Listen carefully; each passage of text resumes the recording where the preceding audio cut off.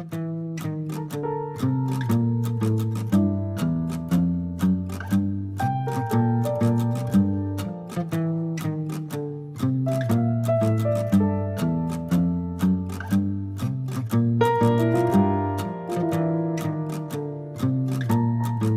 think it's both. Indeed, let's say radicalization, the way that we understand it often, so radicalization that leads to violent attacks, to violent terrorism, of course, is a very, very rare phenomenon, and casualties are all in all very, very low.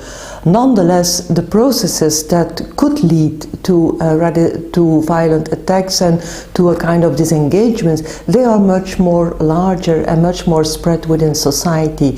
So we assume that the kind of breeding ground and the root causes, that they are fairly well established in current societies nowadays. We are convinced that it's not the problem of one individual or one kind of ideology, but definitely those things have to be looked upon in their context.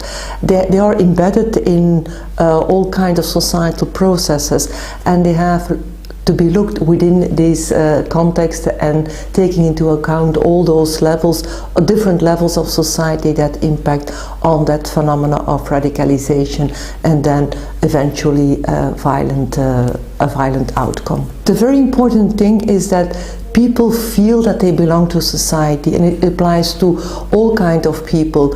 So people have to feel part of a common social imaginary, and that is for a lot of people, a lot of groups in society lacking for the moment, so they feel disengaged. And I think a lot of people can help to make people more engaged within society. For example, in education, teachers have a very important role to play. In the city where I'm living, in Antwerp, a lot of initiatives really targeting specific groups who are really vulnerable for radicalization. Then it's very specific, or even try to de-radicalize people.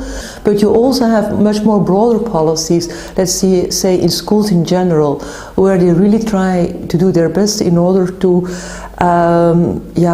produce a very constructive school climate, where all students, their families, their peers feel, let's say, at home at school.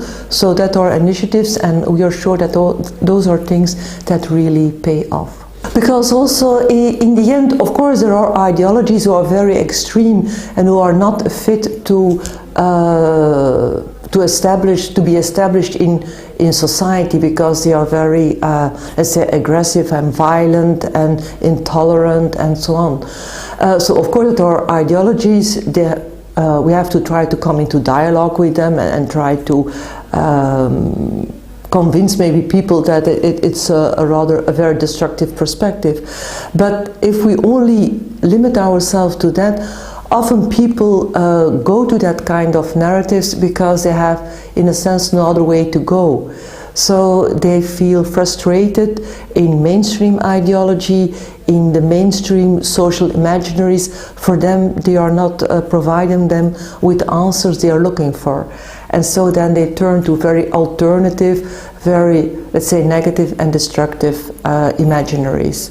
So in that sense, we have to see that as a result of a negative societal mechanism, and in only attacking, let's say, the result, we will not avoid that that process will go on. So it's better to take into account the complete picture, all the elements that contribute in making this kind of extreme ideologies popular.